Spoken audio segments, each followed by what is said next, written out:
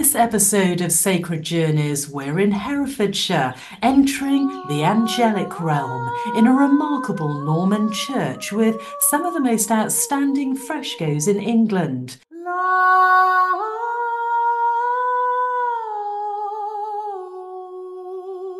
It's very emotional here, very emotional. Like, you know, you really are in a space where the divine is.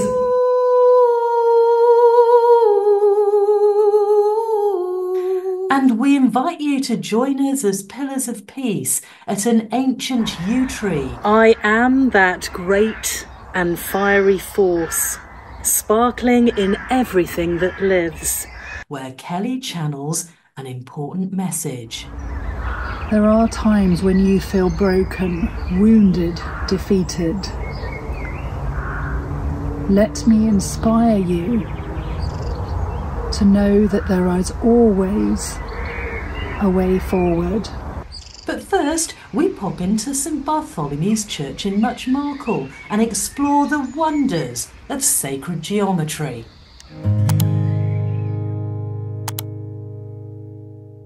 So this is the cross. You can see it's the equilateral cross, but more than that, it's the rosy cross.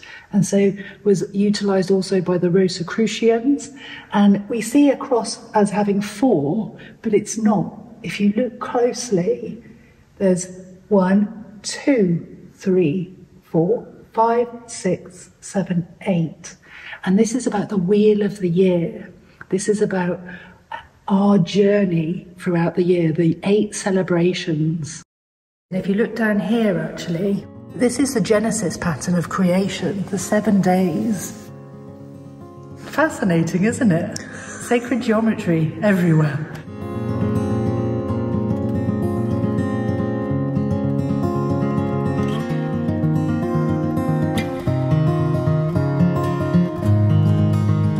You see, there is an esoteric side of what's been placed up in this church, and actually in many churches it's just most people don't recognise it. And here what we can clearly see is Taurus, the bull, and so again this is down to astrology. And then over here you've got Leo, and then you've got here what I would say is an eagle, and this is like the higher aspect of Scorpio. This is Aquarius. Why do you think you've only got a certain amount of the zodiac signs on here and not all of them?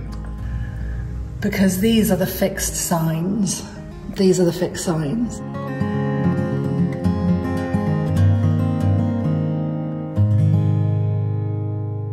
I have found a green man. There's supposed to be 6 here, a symbol of fertility, but also regeneration, rebirth. But you can see this abundance of foliage spewing out. Why do you have these sort of pagan symbols like the green man and these astrological symbols in a Christian church? When Christianity was being introduced as the main religion in the UK, there was very much a need for uptake of it from the locals. And so by placing the churches themselves on sacred sites that were used previously by the Celts, the Druids, the Chaldees, they were trying to say that they were embracing the old religion, you know, seeing the divine, the Christed light, or the spark of divinity in nature. You can feel the power, can't you, already? This is very, very special and revered.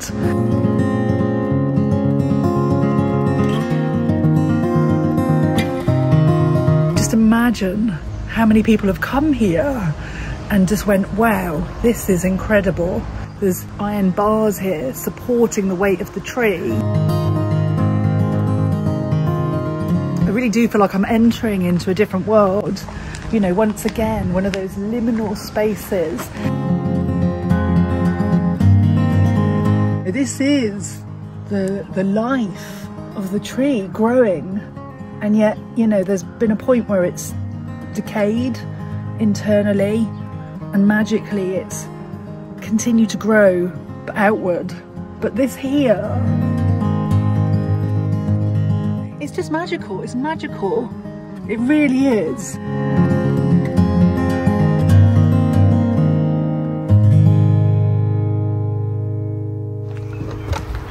Wow. How amazing is this? It's quite something, isn't it? Here we are in a yew tree. Not any old yew tree. I mean, this is 1,500 years old. I mean, what a wise being this is. It really is an elder. Do you not feel humbled and so absolutely minusculely small and transient in comparison to this great being that was here before that church was here? Well, yeah, that's true actually. You know, this was probably a very important pagan site. Imagine what this tree has seen. I mean, you see yews a lot in graveyards, don't you? I mean, what do they symbolise? That longevity, that life, that death and rebirth, that, you know, willingness to carry on. I mean, looking up there, how amazing. I love the cobwebs in this as well, right. And there's little glints of light coming through, and you've seen lots of faces. I haven't seen so many faces as this since I was in Sedona, which was a good 6 years ago, on the rock, the red rock. But this tree has got hundreds of faces, and they're all very, very different actually. Some of them are, you know, very smiley, some of them are very cheeky, very elemental. Some of them sort of look a little bit not so happy, if you know what I mean. I do sense a presence of great sadness here as well, but also lightness. Yeah. But there is a sombre tone. I think what you're experiencing is the different dimensions of awareness. You've got the human experiences here, you know, which probably, you know, have been quite, emotional, you know, and our emotional body imprints upon a place. It's not a very nice thought, but obviously sacrifices were done, and that's just happened all over the world. You know, there's some thoughts that it might have been used to really hang people, which is, you know, not a pleasant thought at all. There is this seriousness here, and yet there's also the elementals, the playfulness with lightness. And this tree now is pretty much revered in Britain. I mean, it's one of the oldest, biggest yew trees. It is, but I've just got to say this because the Elemental Kingdom have just said they keep this tree going. On these sacred journeys that we're doing, we invite you to join us to be pillars of peace, and this tree called to Kelly and me separately. Yes. So we knew we had to come. Also very significant with regard to the Whiteleaved Oak as well, isn't it? It is. So line 7 that comes from the Great Decagon, so that's the Dow's line, there's meant to be a spiral that spirals off, and this site is on that. And yew trees are believed to be like a signpost of energy lines as well. You have brought some crystals along in order to help us be pillars of peace and receive messages from this amazing place, this yew tree, and the elementals surrounding us. I also feel the goddess energy quite strongly here too, do you? Yeah, absolutely, it's with us. So this is selenite, purifying our consciousness. So there's a clearing energy and an expanding of spiritual awareness that takes place. Selenite is named after the goddess Selene, known for the connection to the moon actually. So goddess, here we come. Yeah. So this is a goddess stone. Now, turquoise is a crystal for protection. It's a crystal for boosting immunity. So this is a clear quartz crystal skull. The crystal skull consciousness, as I see it, is about connecting with the divine mind of humanity, needing to remember who we are as a species. So this here is called a dodecahedron. Okay, so it's a platonic solid connecting with spirit. It's offering protection. It's about building a bridge of light, you know, with this yew tree, and, you know, asking for the highest healing. And healing means to rebalance and realign for this space. And this space being the tree itself and the land and everything that's happened throughout time here. of course, this yew tree bearing witness to all of that. Just tuning into your heart center. And when you tune into your heart center, tune into the center of the earth.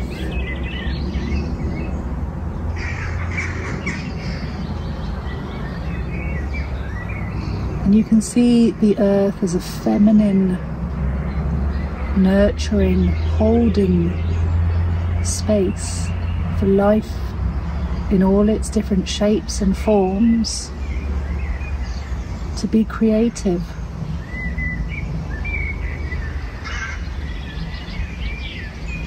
And since time began,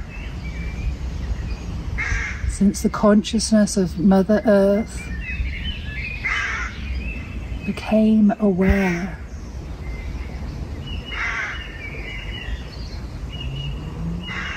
witnessing creation in all its different shapes and forms on this wonderful home.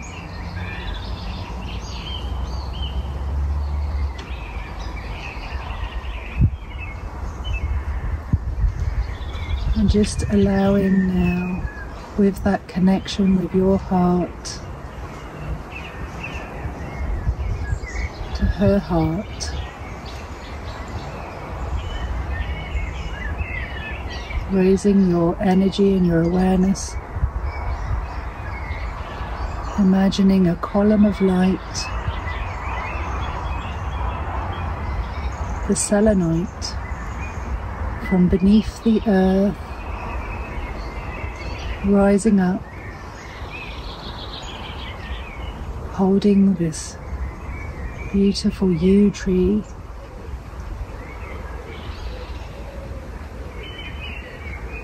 its journey that is life, witnessing seasons,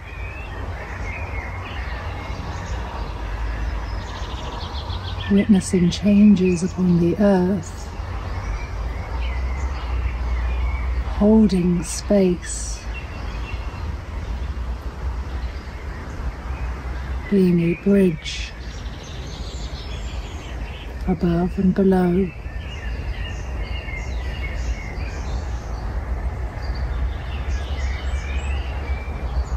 We send our love and our gratitude to this yew tree, to the guardian of this land,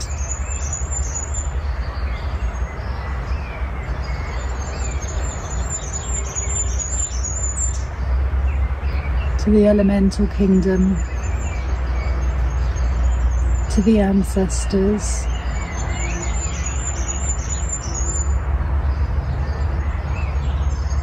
to everyone that's been in the presence of this yew, holding an important space.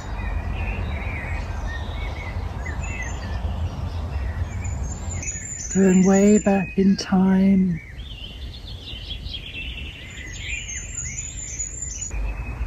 seeing how the ancestors adored this tree,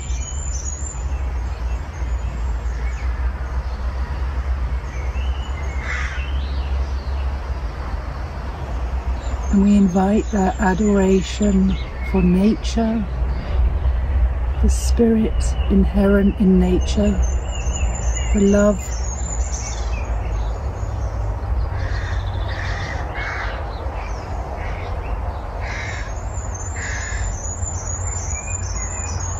we bring that back.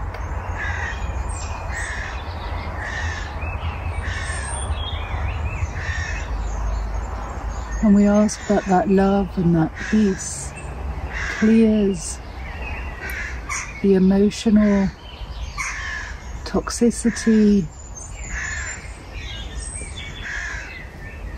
that has been imprinted.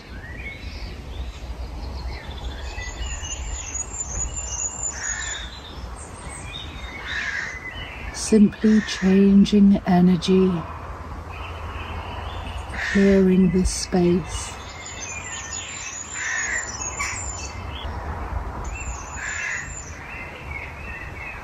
And grounding that love and reverence into the earth, allowing it to spiral out.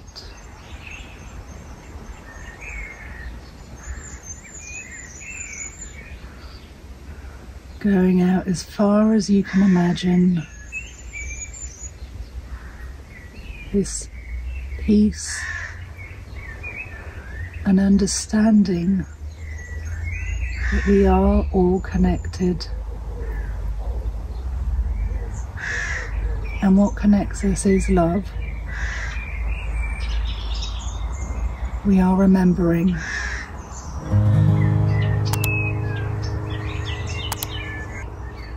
I saw the tree being blessed on multiple occasions by many different people, you know, even people, you know, in the last 100 years. And so, as much as, you know, the tree may well have witnessed, obviously, some unpleasant things, what I was seeing was really true honouring the spirit of the tree. The real reverence. Yeah. How beautiful. And I think that's what it's trying to remind us, you know, remember that everything around you holds wisdom, you know, it holds the key to life. You know, you take any one bit away and we're missing a piece. I was guided to bring something today. Okay. Here we go. And it's our beloved Hildegard of Bingen. Oh, fantastic. I am that great and fiery force, sparkling in everything that lives, in shining of the rivers, in greening grass that glory gives.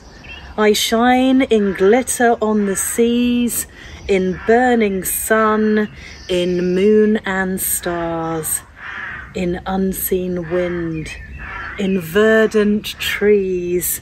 I breathe within, both near and far. And where I breathe, there is no death.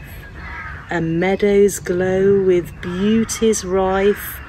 I am in all the Spirit's breath, the thundered word, for I am life. Ooh.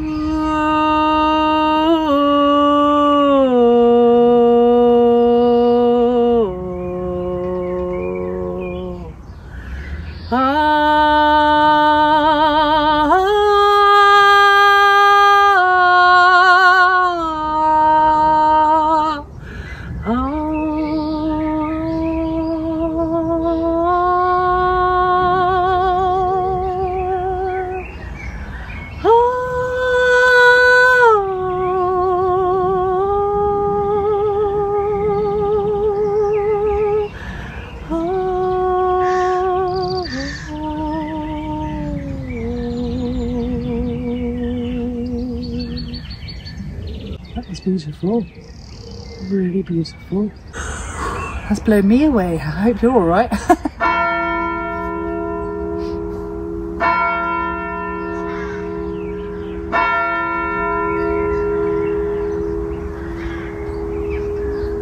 Three. We've only been here 2 hours. Oh wow. Keep watching as we travel to a Norman church and enter the angelic realm. But first, Kelly channels the spirit of the yew tree. Does this tree want to say anything to us, Kelly? I believe it does, yeah. So if it's okay with you, I'm just going to tune in for a moment or two. There are times when you feel broken, wounded, defeated. Let me inspire you to know that there is always a way forward. There is always eternal life. When you feel blocked, stay there just for a moment. Allow the energy to build and percolate. And then a shoot will appear, a doorway, a chance opportunity. You cannot rush. Slow and steady brings resilience, bearing witness to what is inside of you and what is outside of you.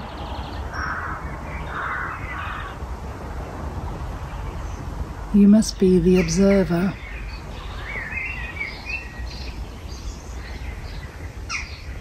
Stillness opens you up to the messages and the wisdom that trees hold.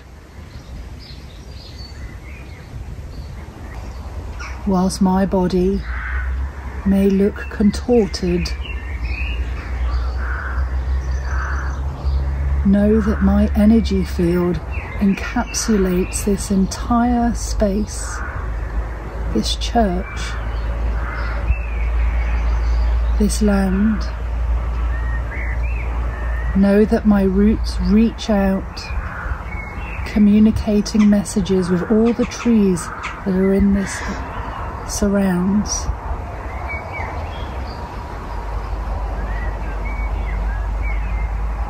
We are watching you. We are also guiding you.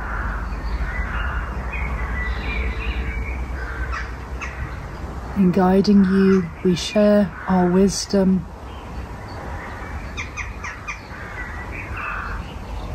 To move when the flow is there, and to rest and stop when you feel blocked. Wait for that moment for regrowth, rebirth. It is happening to you now. Your path is not meant to be a bed of petals.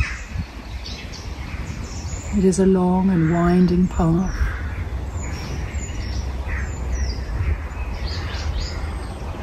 Do not look at destinations. Look what is around you. What is within you. And remember that we are all one.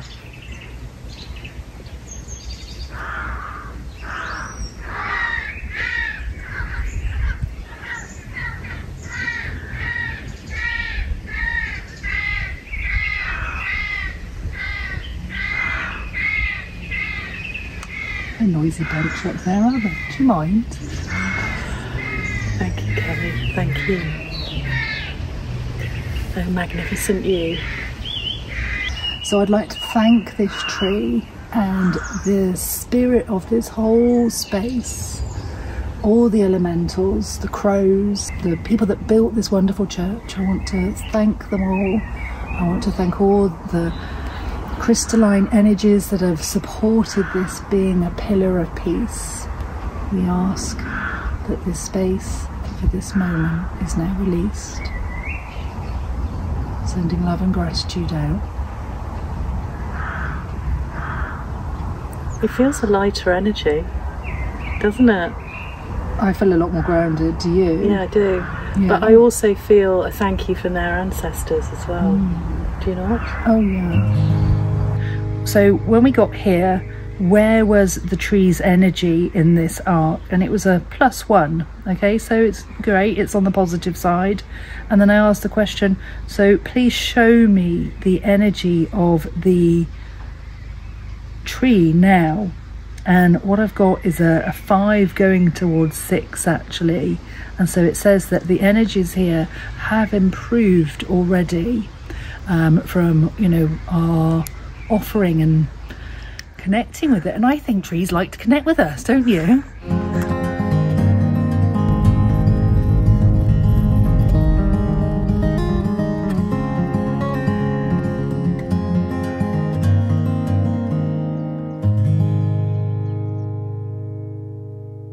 Another gem in Herefordshire is St Mary's Church in Kempley, which was built in 1130.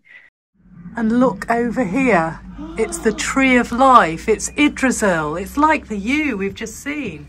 This Norman church has some of the most outstanding Romanesque paintings in England. When you come in here, the first thing you realise is the acoustics and how everything is amplified. There's the sounds of choirs of angels here.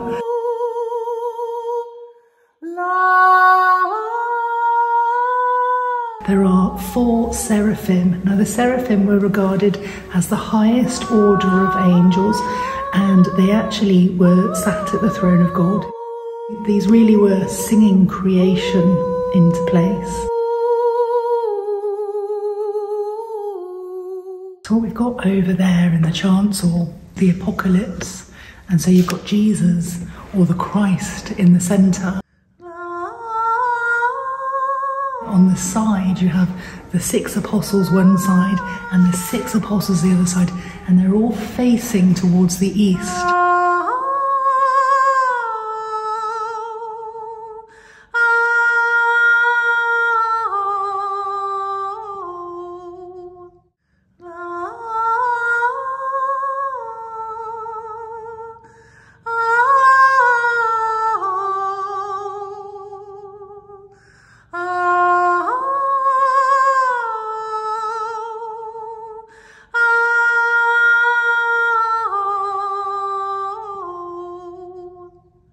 It's very emotional here, very emotional.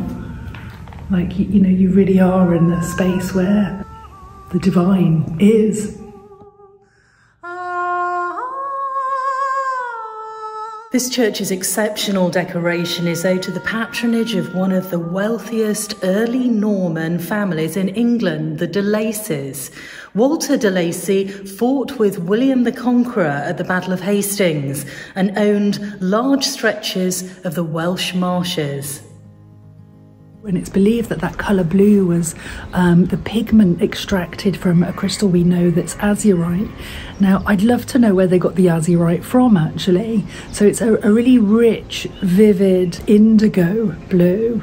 And actually, when it gets moist, it actually starts to go green. And the reason that is because it's got copper in it. We relate it in crystal healing very much to the third eye. Again, so this is that clear vision, that clairvoyance, and that's the ability to see beyond the physical realm. And so the fact that they've used this brilliant crystal and colour is just amazing. There are other paintings here dating from the 14th and 15th centuries, and during the Reformation, all the paintings were obscured by whitewash, only to be rediscovered in 1872.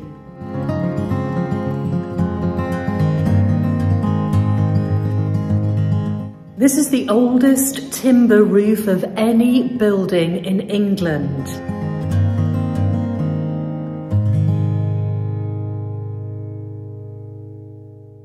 So I just want to make reference to this book, The Interconnectedness of All Things by John Gibson Fortey. The Wheel of Life is a popular image intended as an analogy of man's changing fortunes and a metaphor of the transience of human life. Those of infancy, youth, old age and decrepitude. Information available inside the church tells us that the central medallion contains the head of God.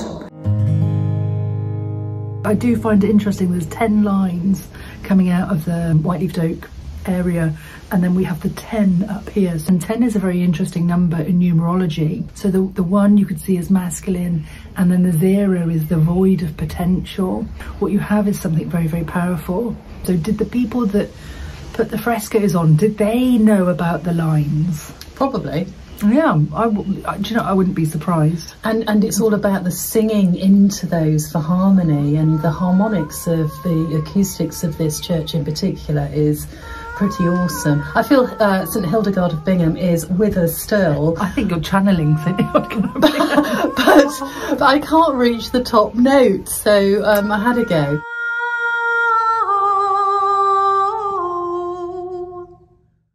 thank you for being part of this sacred journey. We've got more delights to come, so please do subscribe to our Soul Pod Harmony YouTube channel and give us a like and share it with your community. So go well and see you soon. Take care. Bye bye.